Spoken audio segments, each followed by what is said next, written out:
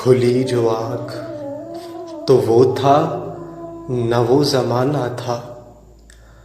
दहकती आग थी, तन्हाई थी, फसाना था।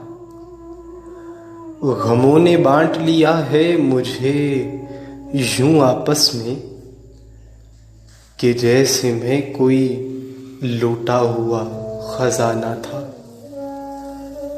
ये क्या कि चंद ही कदमों पे थक के बैठ गए, तुम्हें तो साथ मेरा दूर तक निभाना था।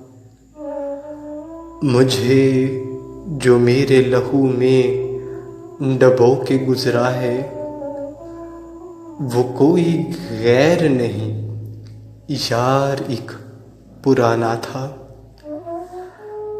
और खुद अपने हाथ से शहजाद उसको काट दिया कि जिस दरख्त की टहनी पे आशियाना था। ये क्या कि चंद ही कदमों पे थक के बैठ गए।